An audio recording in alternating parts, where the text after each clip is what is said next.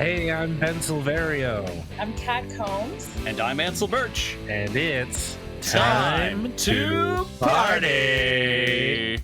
This episode is our special bonus bloopers episode featuring all of the digressions and weird stuff that didn't fit into the normal episodes that came out this month.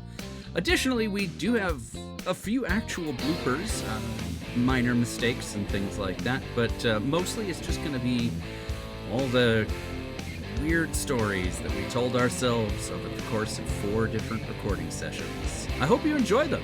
On a housekeeping note, we will be off for the month of January to take a little break for the winter, but we will be back in February with more Time to Party goodness. But for now, enjoy a little bit of extra nonsense from us to you. A nice, quiet Christmas in the country. Ansel, tell me what a nice, quiet Christmas in the country is like. Ooh, okay. Well, that depends. So I grew up on a family farm, and so I have 2 distinct memories of family Christmases on the farm. The one version is the opposite of a quiet family Christmas. It's every single person you are related to all trying to find place to sleep in one tiny house, and then still someone being offended when one family member goes to a hotel. Oh my gosh. It is buck wild. You mean they didn't want to sleep on a hanger in the closet? Exactly. Yeah, they didn't want to sleep on a hanger in the closet. Well, and so when we first moved to the farm, it was to take care of my great-grandmother. And, when you have the family matriarch and the family home, that's where people go. But her son, Alan, is just too tall. He's just enormous. And so he got special dispensation to not sleep in the farmhouse because he was just too tall. He'd hit his head on everything. The beds weren't long enough. It was a whole thing. So Alan got a special dispensation to sleep elsewhere. And his kids held on to that. So that whole side of the family were like, we're a hotel people. We'll take care of ourselves. Don't you worry about it. But if anybody else from the other side of the family tried that kind of thing, boy howdy, they'd have gotten a whole rolling pin out of it. You know what's funny? So yeah, I'm having a flashback to when I was younger and because I have a large family, and even if one side of the family gets together, it's like multiple floors of a hotel. Mm-hmm, and so I remember when we would get together for some occasions, a lot of the younger cousins would all sleep in the same room, just scattered throughout on random things. Like a random chair. Yeah, just like littered all over the floor, and like if you were mostly the older cousins got the bed, but we got a room for the kids. What? Yeah, all 17 of them. I remember one time my cousin Neil fell asleep in the backyard upside down on one of the chairs. And when he woke up, only half of his face had a tan because the sun only hit half of his face. Oh no. Yeah, it was great. But that was a really comfy chair. I don't blame him for sleeping there. But upside down is a choice. But upside down is a choice. But quiet family farm Christmases are phenomenal. There's something to be said for a quiet Christmas out in the sort of silence that a farm gives you. Like there's a level of silence that I don't know that I can fully communicate to you, where like it's quiet. See, that's unsettling to me. It's freaking weird. My wife Tab can't handle it. Cannot handle it. She was born and raised in city. Cannot do the country quiet. Has to have background noise. Mm-hmm. We pipe in background noise when we stay at the farm because she can't take it. Imported from the city. Yeah, exactly. Thankfully, YouTube has us covered on that. Oh, good. But yeah, it's delightful. It's very nice to have a quiet time on a farm, and then just Christmas adds something to it. Yeah, it's delightful. Did you take a similar approach to the Swedish chef when preparing dinner? I'm pleased to say that we did not. Oh, good. Our farm had a long tradition of that sort of thing, but when my family moved there to be caretakers, we did not carry on that particular part of the tradition. We got our poultry from a store. Food comes from packages. Thank you. Good. No, we grew all of our own. We grew a lot of vegetables and stuff like that, but livestock was not something we were processing on our own. Because of the news cycle, there are a couple things that I would like to talk about. The first thing being Muppet Vision 3D. The theme park attraction? That's correct. If you have not heard, this theme park attraction is going away. It used to be in multiple Disney parks. Now it is only residing in Disney's Hollywood Studios. However, thanks to changes coming to the park, Mike, Sully, and the whole of Monstropolis will be moving in to the Muppet Courtyard. It's gonna be cool because there's gonna be a roller coaster, like a hanging coaster, for Monsters Inc. The technology is gonna be wild, and I'm sure it'll be a fun time. But Muppet Vision 3D was the last project with the Muppets that Jim got to work on before his passing. Yeah.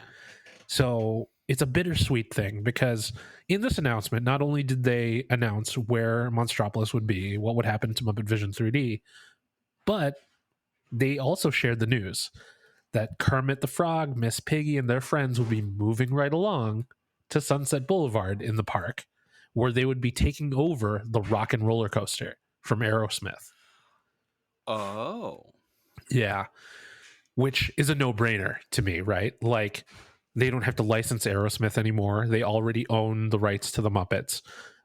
Putting the Muppets into the theme parks in new and exciting ways is how you keep the IP alive, right? Yep. So Is that in California Adventure as well? No. So the Rock and Roller Coaster is, but they have not said that it will be getting the Muppet treatment. You'd have to think that it would eventually, but like this is the same thing that happened with Tower of Terror, because it was Twilight Zone, and they changed it to Guardians of the Galaxy in California, but it's still Twilight Zone in Florida. So, I don't know what the rights issues are with all of that, but eventually I feel like they would match on both coasts, but who knows? Oh, but at the California park at Disneyland, is it going to be in California Adventure? The Rock and Roller Coaster with the Muppets? Or yeah, the Muppets whole situation. No, that's going to be in Disney Hollywood Studios in Florida. Oh. Yes. So it's still going to stay. The Muppets are going to stay in the same park in Florida. They're just moving to a different location. What some people have theorized, because the Henson Company released an official statement about this change. And I'm just going to read the whole statement because it's worth noting. Jim Henson's final project was Muppet Vision 3D, now regarded as a true theme park classic. Innovation was always Jim Henson's North Star, and his trailblazing career led him to a unique challenge, a truly immersive Muppet experience where audiences are part of the happy chaos of the iconic Muppet Show. Originally debuting in 1991, Muppet Vision 3D combined 3D technology with real-world practical effects along with animatronics and live Muppets. The result was a one-of-a-kind Jim Henson experience and an unforgettable capstone to Jim's magnificent career. As we learn of the show's upcoming closure in its current form at Disney's Hollywood Studios, we look forward to Muppet Vision 3D's next act.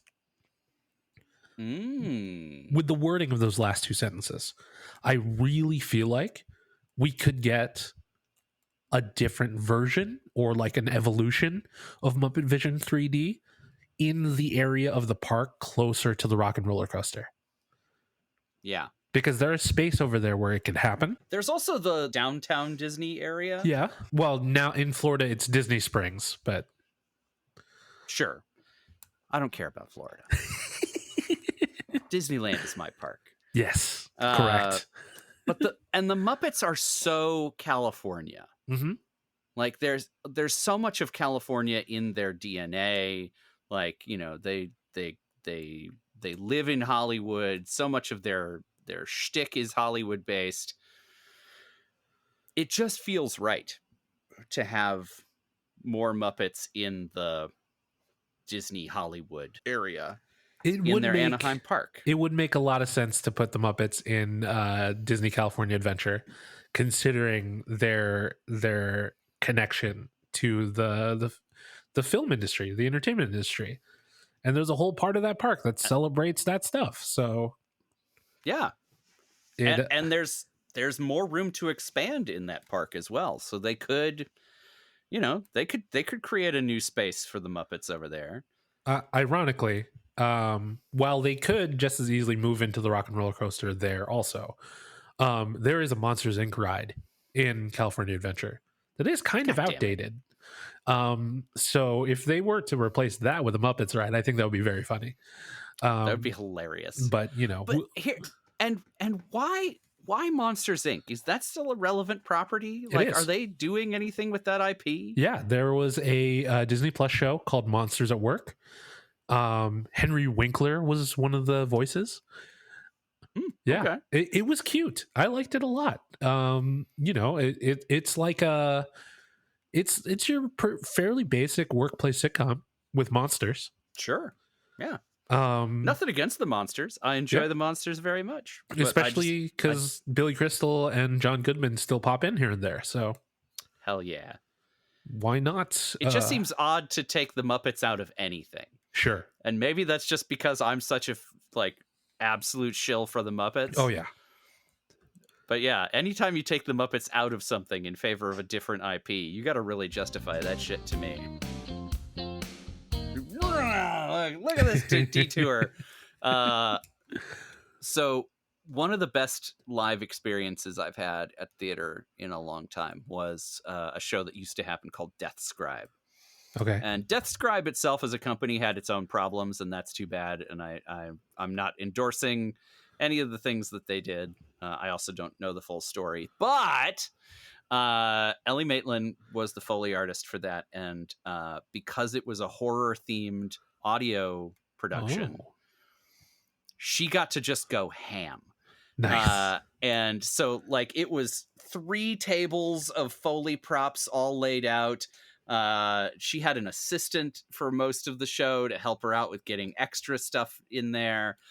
It was just, it was so beautiful to get to see a Foley artist working live with all the space and time that she needed to do it right. And Ellie, having worked with Ellie on a couple productions where we didn't give her nearly enough time, and it was a huge failing on our part that we weren't able to get our crap together in time to be okay, Ellie, here's loads of time to work out all of the cues and stuff. Instead, she had to fly by the seat of her pants, and she did an amazing job, to be clear. But watching her when she gets to do it with all of her faculties is just so beautiful.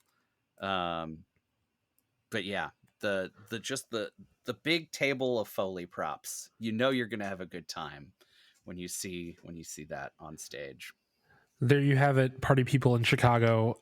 If you need Foley, yeah, this is exactly who you need to call. Random endorsement for my favorite Foley artist. I don't know how we got on this topic, but I do really want to mention that there's an episode of Frasier in the 2nd season where he returns to Frasier KACL. Or Frasier, yes, the latter. Okay. All right. Where he returns to KACL because Roz is the station manager. And so a number of KACL personalities appear in that episode. So Bob Bulldog Briscoe and Gil Chesterton are also in that episode. And that might be the least plausible thing, that there's a radio personality still operating that many years later. Exactly.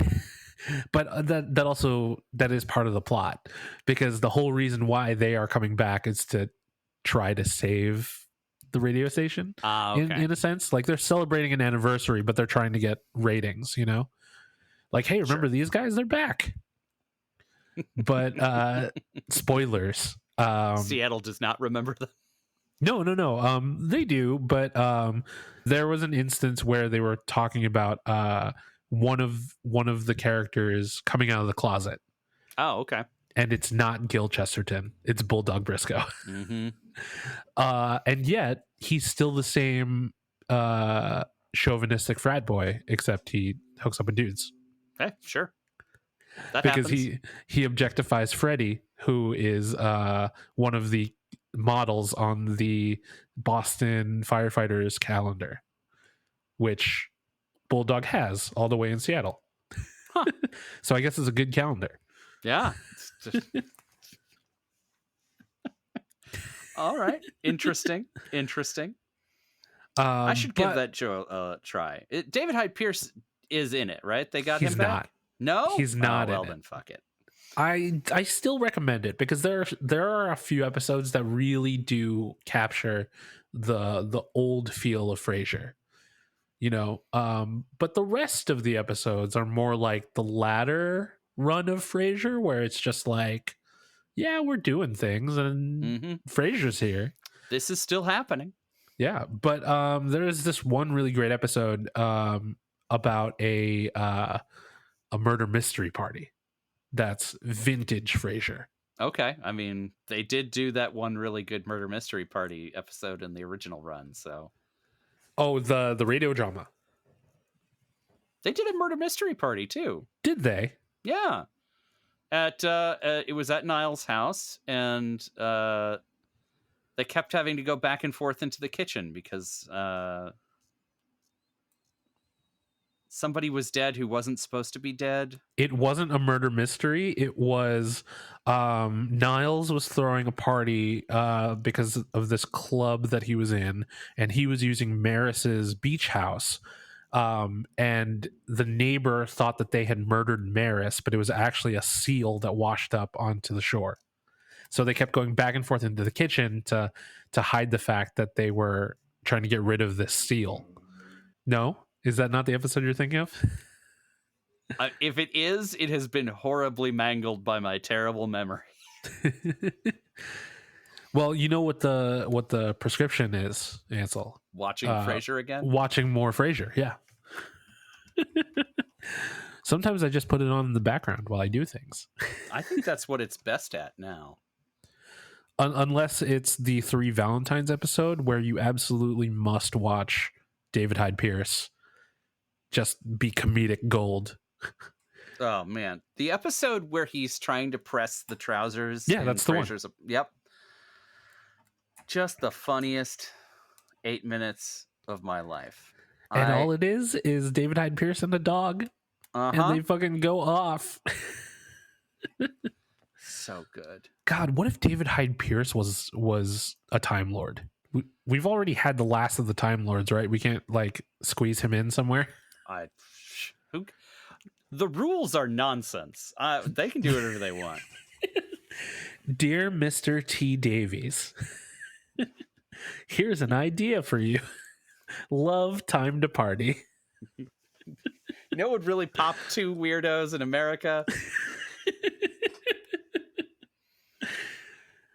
Hey, I feel like the UK has got to love David Hyde Pierce for something, right? Oh, I mean, who doesn't love David Hyde Pierce? He's fantastic. But he's not in this show. He's not, but he is known for musicals. He is. That's true. Spamalot. Yes. Oh my God, what a great show. But I tie this in because... The MacGuffin gloves. Right. The Doctor has had some ridiculous Sonic items. And I don't think gloves is the most ridiculous.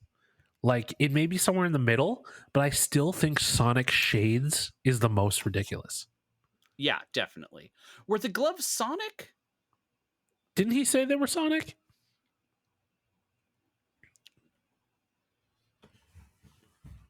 Now I have to look. I don't remember him describing the gloves as Sonic.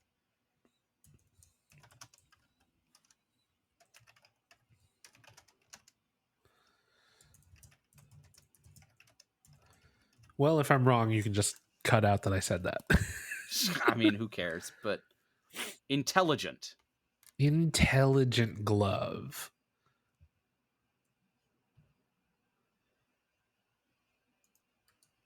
Oh. Okay. Yeah, for a second I was like, wait, were these a thing before? Nope. These are 15 original. Mm-hmm. You know, after 60 years, there's just so much lore. So, God. Like, I, it's and I think it's impossible to I keep track think of that everything. I think the writers would actively discourage you from trying to retain all of it too. Like, no, just don't. Just let it wash over you. This is Right. not that serious. Yeah, you know, I'm trying to shoehorn the word mavity in here. Yeah, the Mavity. Yeah. Uh,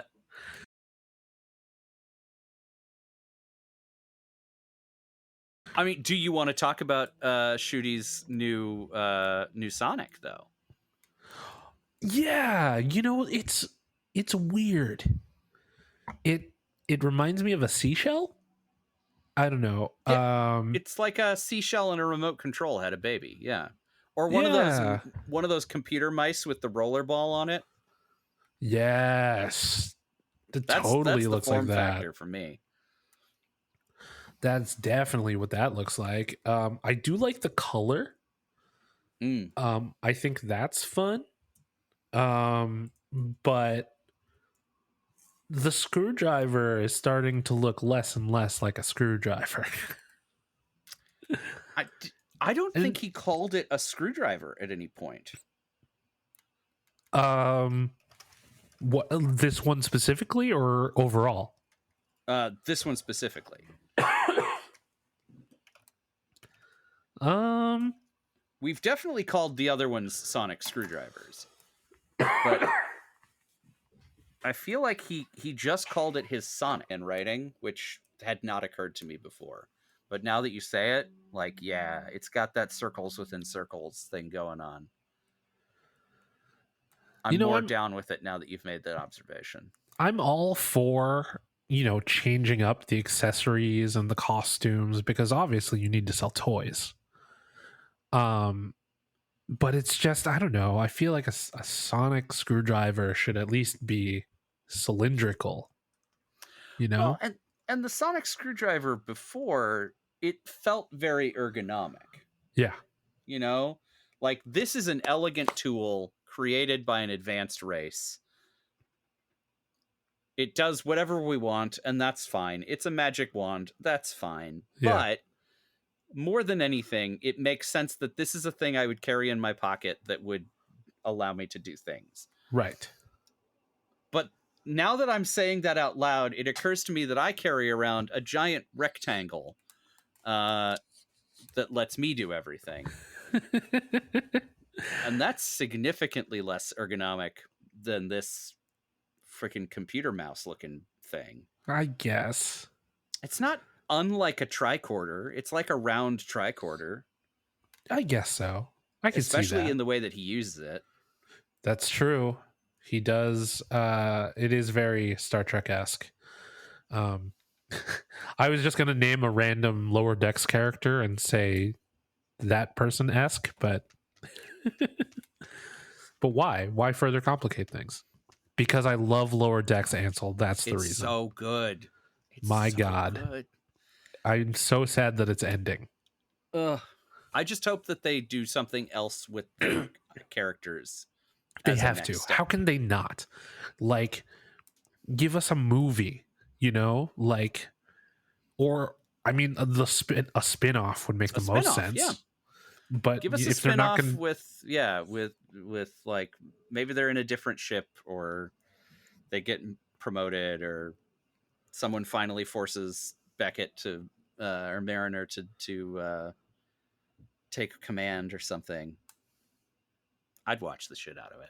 I mean, once Boimler gets his full beard, it's over for you bitches. Mm-hmm. be unstoppable. I know what the Doctor's sonic screwdriver looks like. It looks like a yak back. Do you remember those toys? Oh, they can't be getting us with that. That can't be what they're trying to do.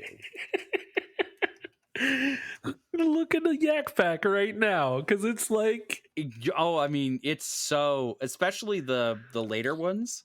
yeah. I'm looking at the Yak Back 6 right now, and holy crap. I mean, aside from the coloring being reversed, that's it. That's it right there. Booyah. Wow. You know, I feel like nostalgia is a big part of 15. I guess in a way it's a big Ben. part of any Doctor, but like I feel like 15 really looks to the past to look to the future.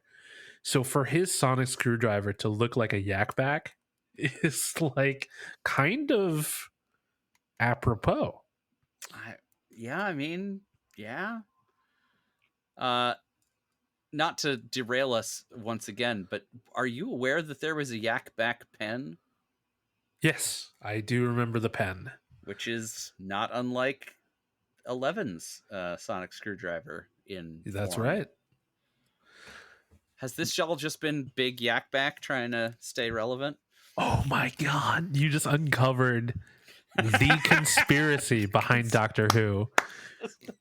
Who's the parent company of Yak Back? If it's the BBC, I swear.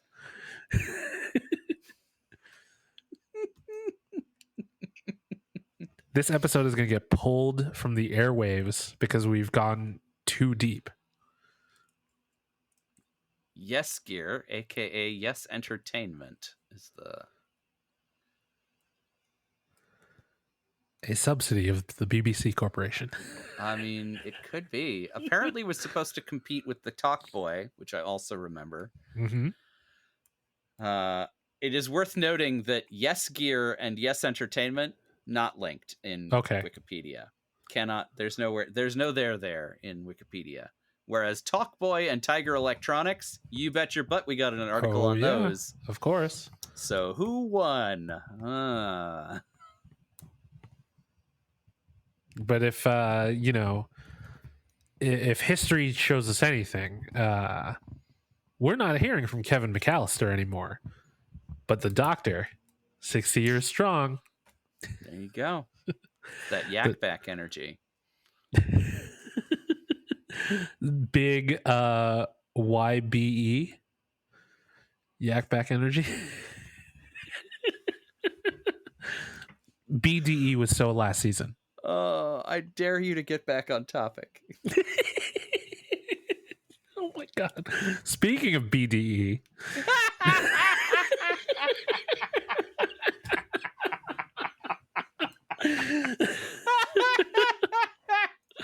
That's what you wanted, right? That was the connection. There it is. But you know, gotta find the master rope.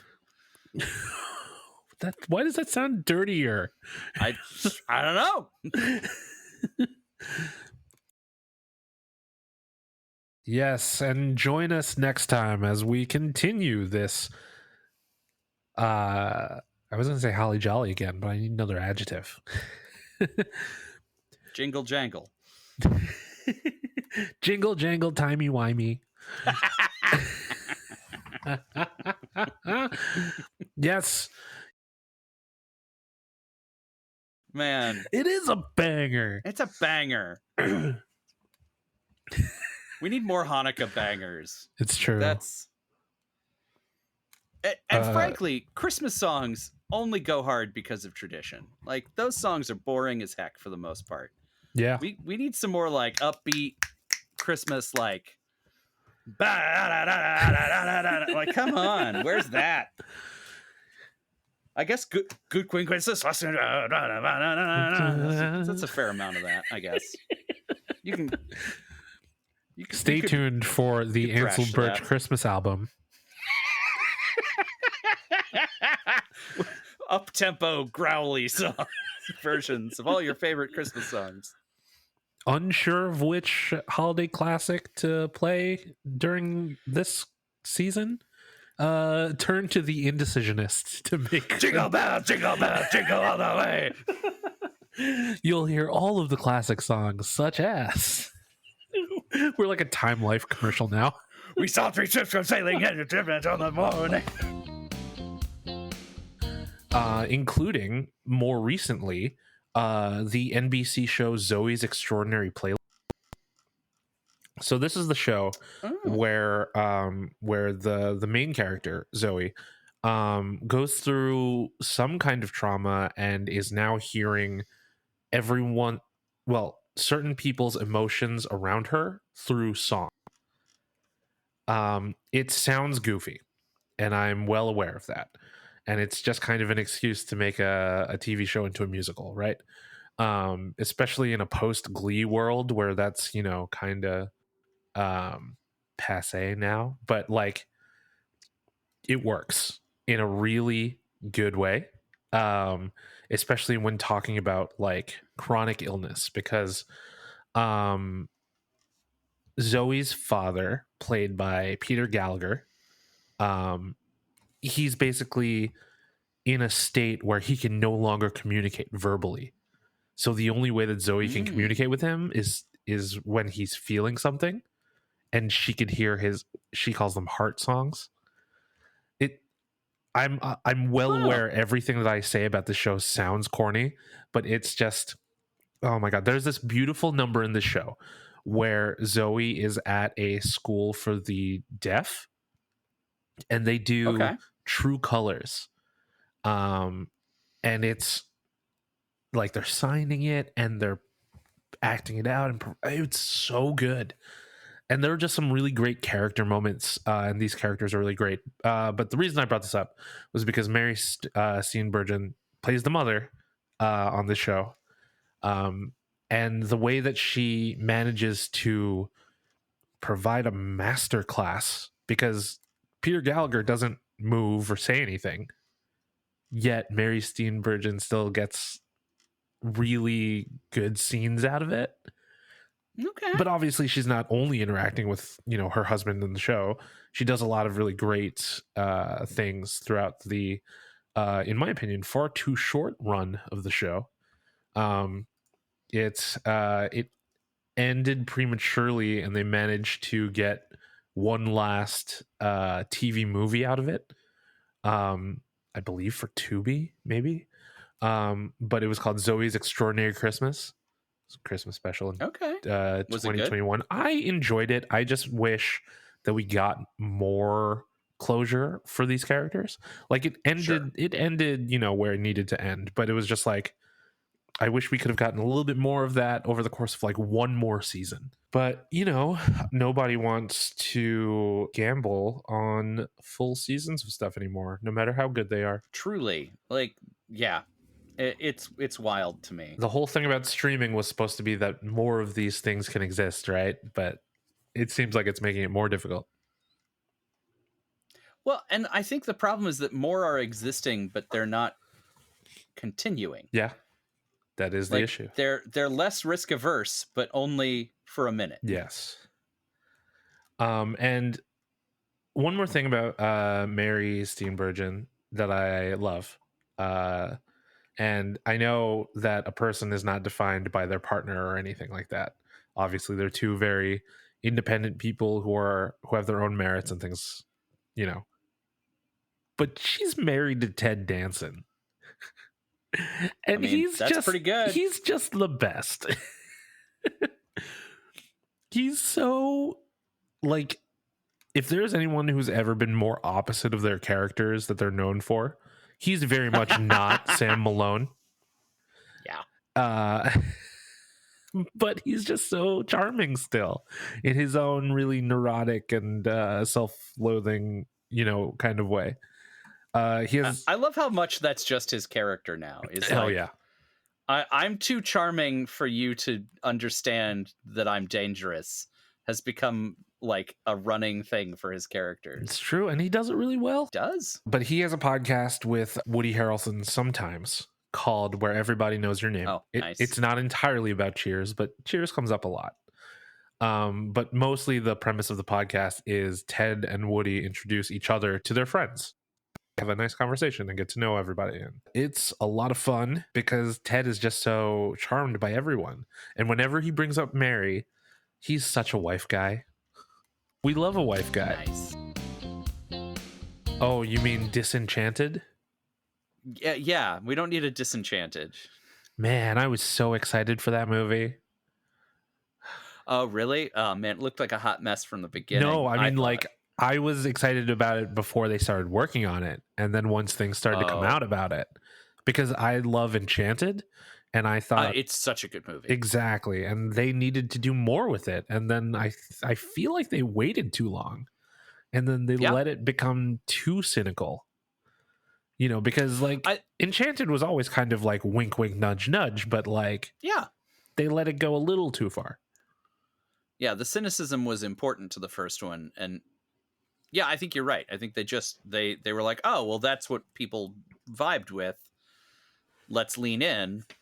And turns out that balance was right the first time. It's true. Don't lean. Don't lean. Just stay where you are.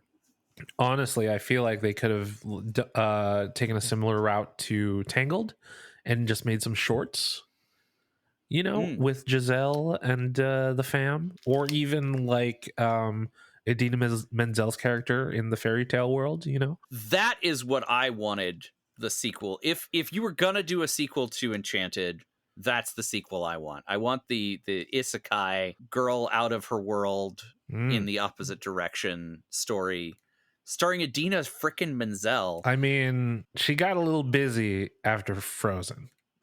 Yeah, sure. Who didn't? But they got that Disney money. They're fine. Yeah, right. If they want Idina, they'll have her. Let's not mistake.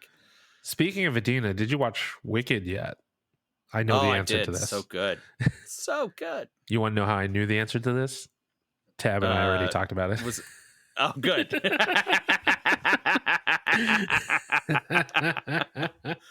Yeah. And I know that she loved it. She did. And I agree. Yeah, I don't have a single thing. I don't have a single nit to pick with that movie. It was so spot on.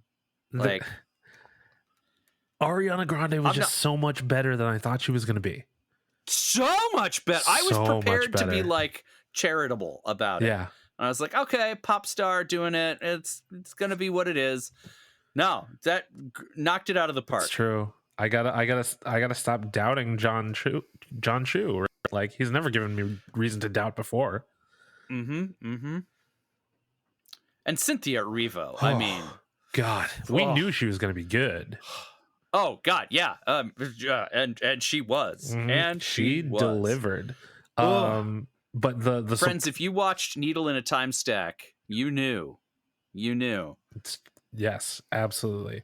The one pleasant surprise, was Bowen Yang. Yeah, I loved seeing Bowen Yang as one of Glinda's minions. Oh, you were surprised to see him? Oh, yeah, okay. I didn't realize he was in it. But like I knew he was friends with Ariana, and like he did Hot Ones. That's interview right.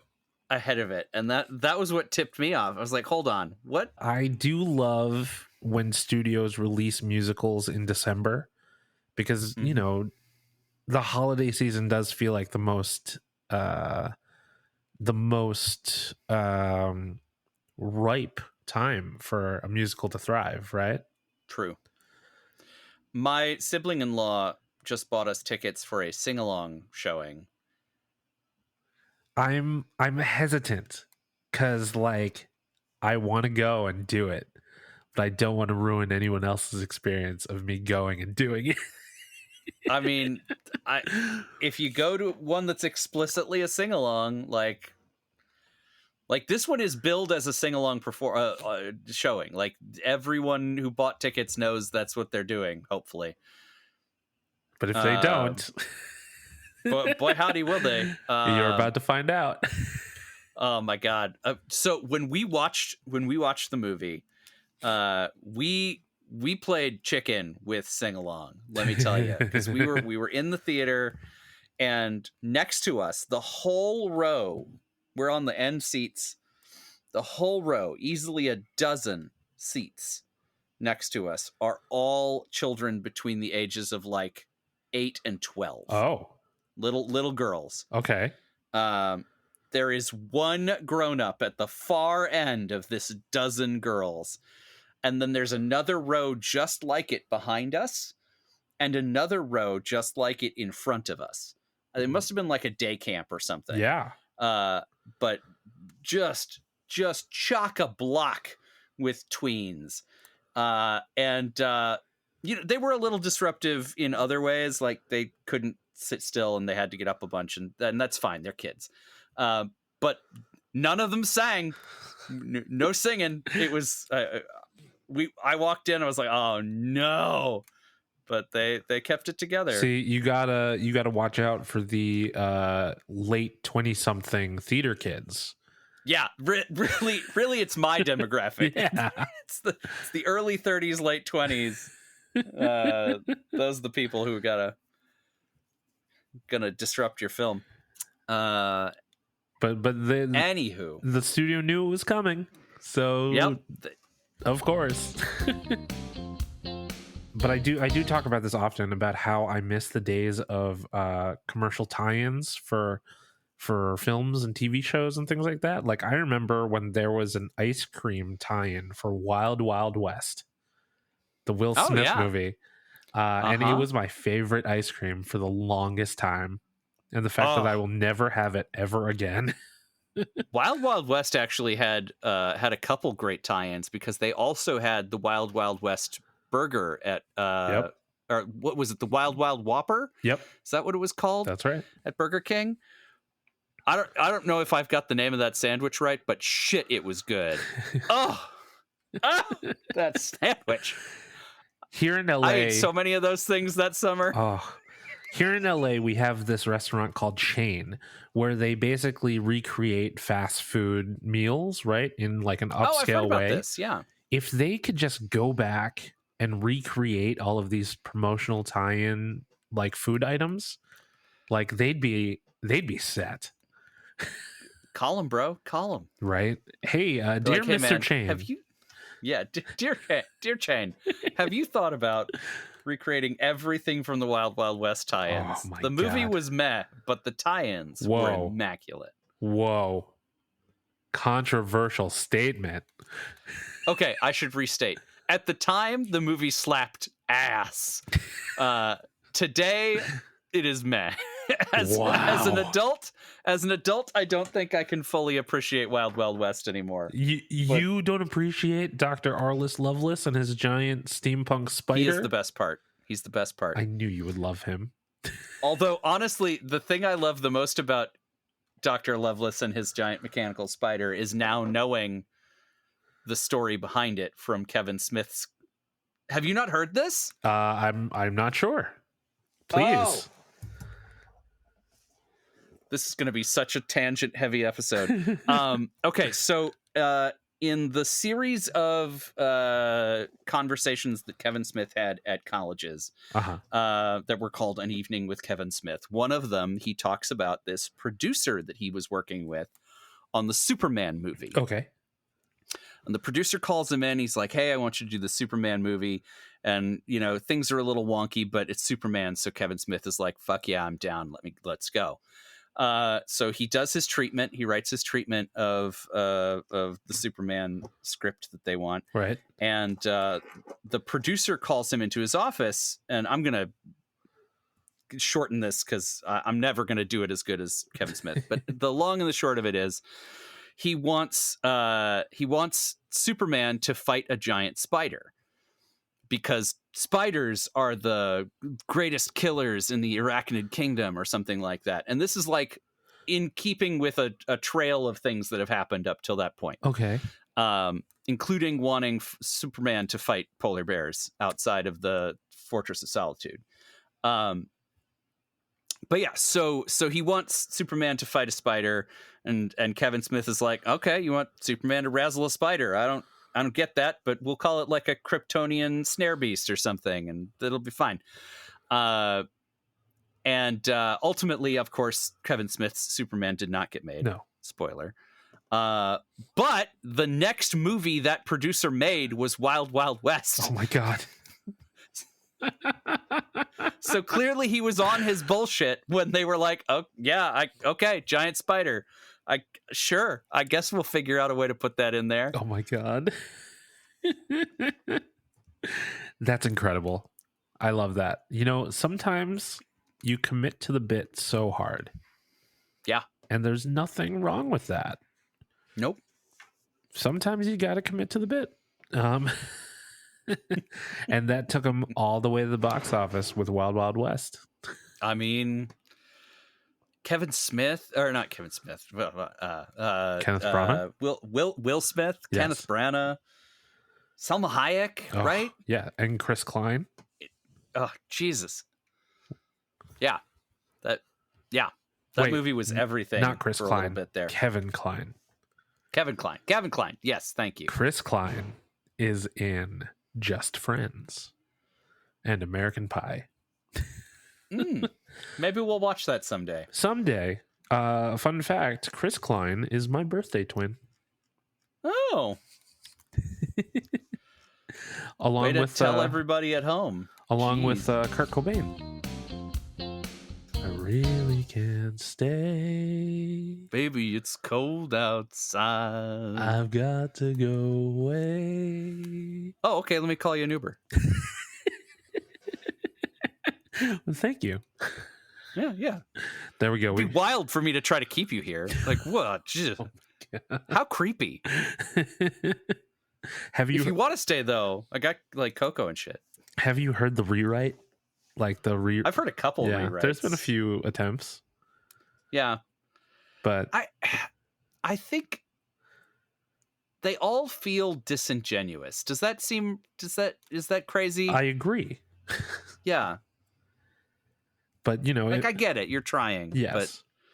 But if you knew the context of the original and just gave into the performance a little bit, like Nuance. yes, Our greatest enemy. yes, and Ezra Miller.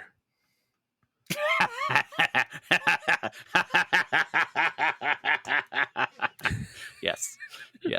The Truly. greatest enemies of Time to Party are Nuance and Ezra Miller. And Ezra Miller. It fits because they were in a time travel movie, They were. Yeah. unfortunately, but it happened. We're probably gonna have to watch that eventually. Don't make me, please. I don't want to watch it again. Oh, you've seen it. I have seen it. I have not bothered to see it yet.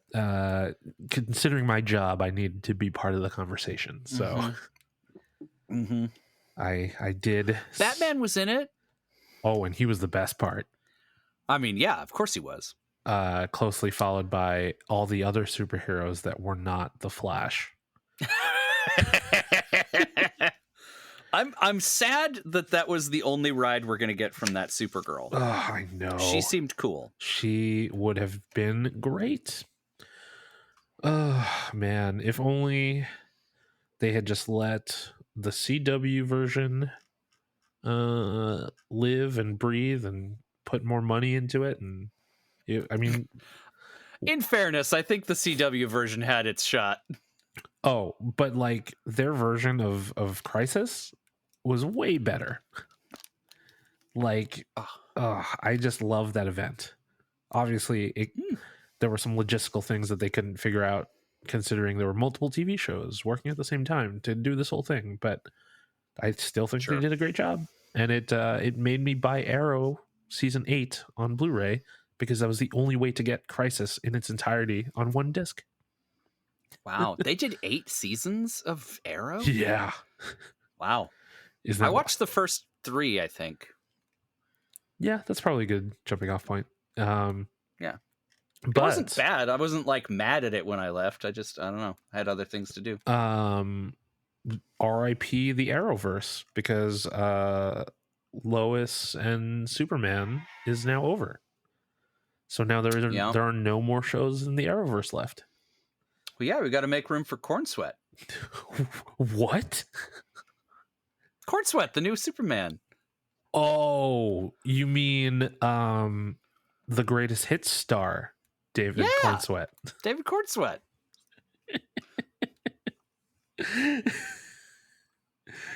You know, they have an excellent opportunity for merchandising here.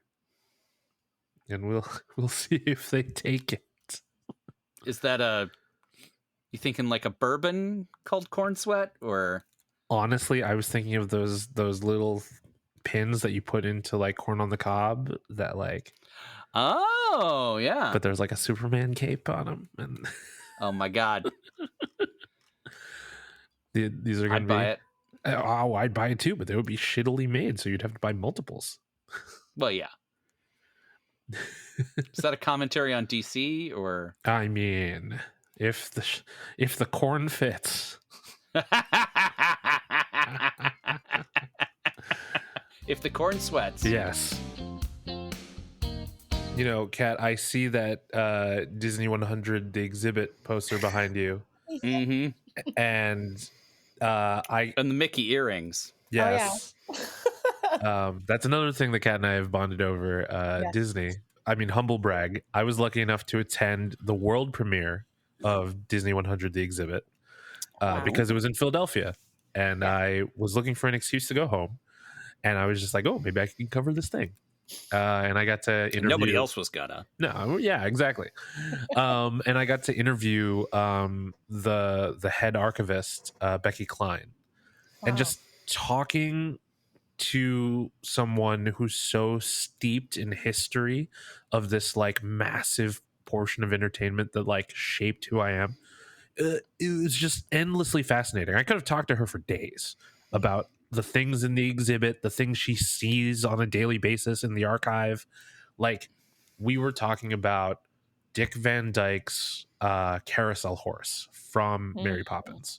Yeah. And the way that they exhibit that in the display, Ansel, is that they show it as is, untouched since the movie.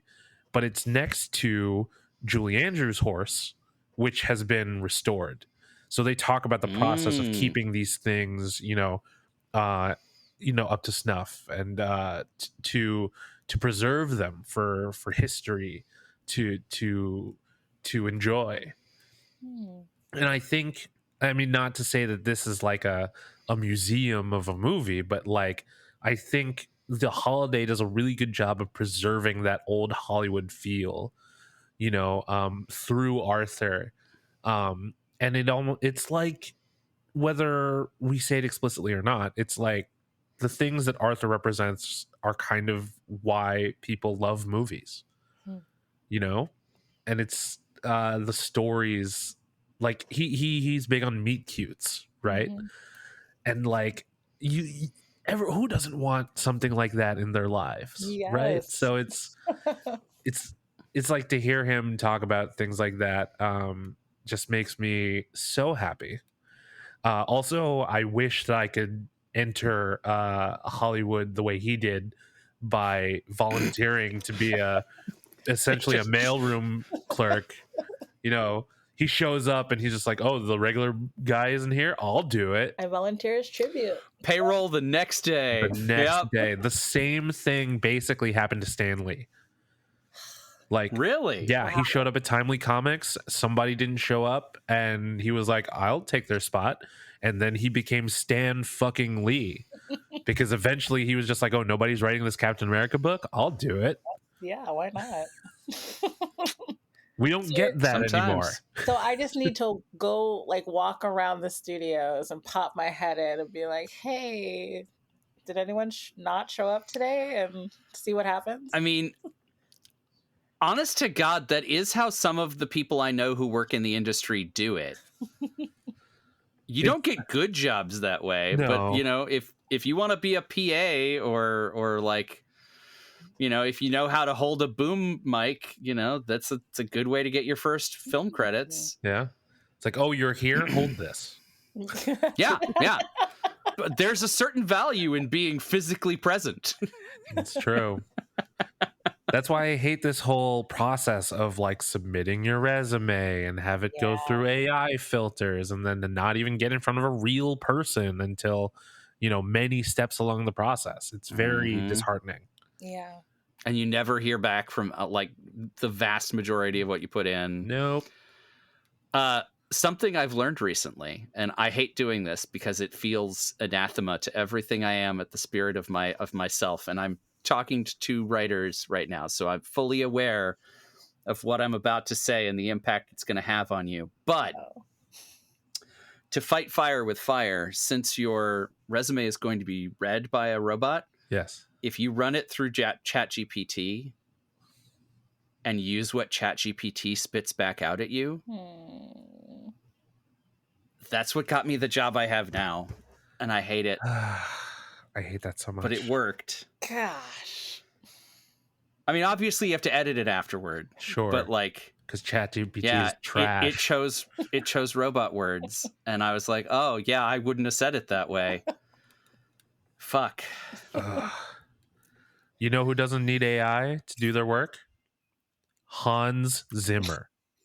Yeah. Yes. This dude went so hard on a random rom-com because he's So good. Hans fucking Zimmer. Because he's Yeah. Hans Zimmer. He is Like- one of my favorite. Oh, I mean, he's a legend for a reason. Like, this score goes so hard. I have it on vinyl, and I love like Oh my just god, I love that.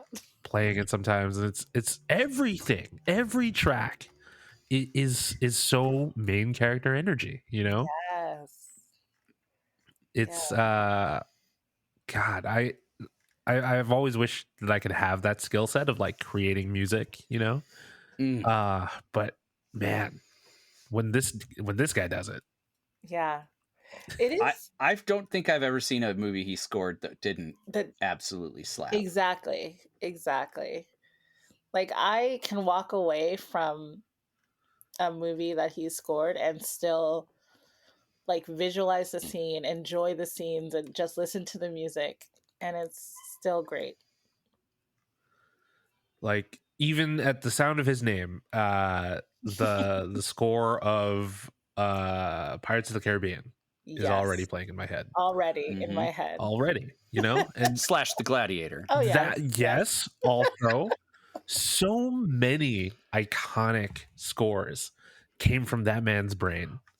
Oh, I'm just so not to diverge from the praise of Hans Zimmer, but we watched The Gladiator recently, and the theme from The Gladiator is almost identical to the Pirates of the Caribbean. It is very similar. All right. Like, I was watching the movie and I went, hold on, who put the Pirates movie music on? It's like, Very so similar. close. It's like Vanilla Ice, right? There's a slight differentiation.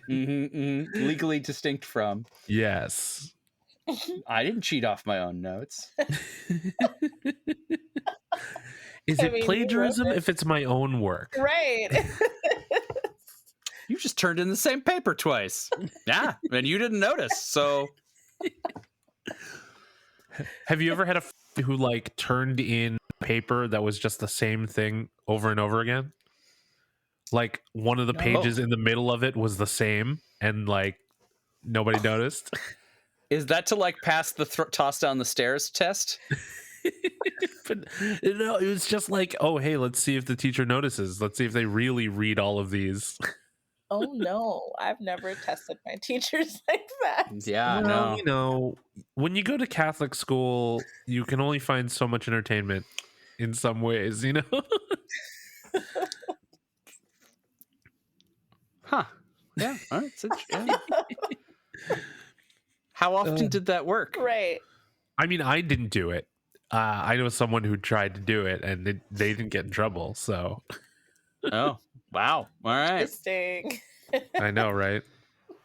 It's I There might wonder be if the teacher was reading it that night and they were like, oh man, I feel like I've read this page 6 times already. I must be really tired. Whatever, you get a B. Just marking punctuation. You're so in the zone, you're not thinking about the totality. Oh man. So let's see. We've talked about the score, we've talked about the stars, we've talked about the phenomenal writer director. What are we missing anything about the holiday? The Santa Ana winds and Oh, how they're magical. Mm-hmm. I mean, it's true. If Rachel Bloom wrote a whole song about the Santa Ana winds for Crazy Ex-Girlfriend. Yeah, So exactly. there's got to be something to it. Something to it. Ansel, who are some of the people that we've paid respects to in the past? J.K. Simmons. Mhm. Oh God, why can't I think of any of them now? I'm sorry I put you on the spot. But J.K. Simmons was the one that I remembered too. He was a good one. He is a good one. Did we do? Anyway, people like J.K. Simmons are It's the ones true. that we. Yeah. But it did. Yes. Less. This rule is less about the company Blockbuster, but more about the feeling you would get when you would go to a Blockbuster on a Friday night and pick out a movie for the weekend, and just the feeling that you get when you would go Nostalgia into of it stores all. like that. Yes, exactly. Kat, we're lucky that we're in LA because there are so many video stores still. Yeah. Uh, I could go to any neighborhood and find one, basically. I mean, I mentioned Vidiots a lot because that's like my local video store / movie theater. But like, there's Be Kind Video. There's a bunch in Santa Monica. Like, we could rattle off a ton of places where you can go and still get that video store experience. But like, your average Joe in Bumblefuck, Iowa isn't going to have a video store. Probably. Even here in Chicago, I couldn't tell you where to. I mean, there's one in Bucktown, but I've never been to it. Yeah, the one that I'm remembering, I think closed. But yes, there is one in Bucktown as well. What was the Family Video was still a thing when I moved to Chicago. Mhm. And Mhm. I loved going there because it was like I got the Blockbuster experience all over again. I was buying used DVDs by the bunch, and sure, I had to go to the suburbs, which is hit or miss. But when I was going to college in Beloit, we had a Family Video, and one of my buddies worked there, and that was the hookup. Hell yeah! There was no way that Ansel was waiting for Bridges of Madison County. Nope. And my videos were never late. It's Perfect. great. One last thing about Blockbuster. I was gonna say there was a Blockbuster pop-up bar recently, like earlier this year or maybe last year. Yeah, where it was I missed it. It was really the pop-up cool. bar people are They're serious. great, and it was like legit. You walked into a Blockbuster and there were movies on the shelves, but each movie was like a different drink recipe. Oh my god! And you took the DVD or cassette case to the bar and they made that drink. I love that so much. Right? Oh, I wish I got to go. I applied to work at Blockbuster and they did not call me back. It would have been my first job ever. Wow. Because I was still in high school. But I didn't get to do that. Well, if any video stores in LA are hiring, please call me. There it is. I will say the hiring people who are teenagers or still in high school gig is rough. I managed to spirit Halloween last year, and boy, it's a whole bag of worms right there. Wow. I would never want to do that. No, you shouldn't. Yeah, don't aspire to that. Do not recommend. Called Shot Cat, what would you like your first actual time travel movie to be with us? Ooh. Can it be a scary movie? Sure. Yeah, absolutely. Can it be like The Conjuring? There's time travel in The Conjuring? Oh, no, I guess you're right. Can it be I mean, we're here for a broad interpretation. It's very true. We've taken some big stretches. sorry, I'm thinking of, is it The Conjuring? I feel like there is. They go back in time. You know what? I'll think about it, but I'm pretty sure it's The Conjuring. It might not be the first one, but I know there is. Oh, so if it's not the first one, then you're going to make me watch all of them. Absolutely. You're just trying to give me nightmares at this point now, aren't you? That's rude. Or maybe I was like thinking, oh, maybe Kat's going to pick like another rom-com or like a Disney movie. maybe it's Insidious. Maybe I'm thinking of the wrong movie. Oh my God, if it's actually Insidious, that movie is so scary. And one day... Yes, it's Insidious is a time travel movie. Thank you. I was like, I know it's in that realm of movie. Yes.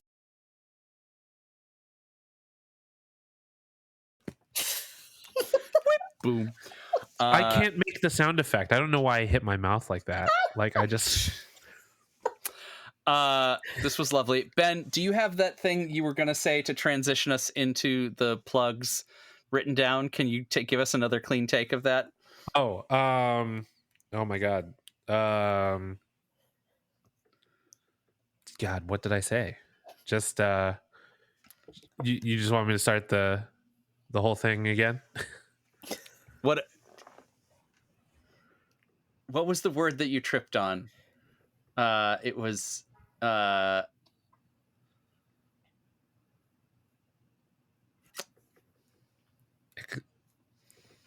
Eccentricity? Eccentricities. Yes. What a weird word. I thought I could backwards. I thought I could get there backwards from eccentricities. Well, and I'm not finding it. If you host and post it and be like... I'll host and post it. I'll host and post he meant to say. Yeah. Words are hard, Ansel. Nothing wrong there. I just don't think you finished the sentence. I believe we left half a sentence of whatever came after eccentricity. I don't even know what I was saying. I'm sorry. I'll host and post it. Yeah. It's okay. Fair enough. It'll be like it never happened.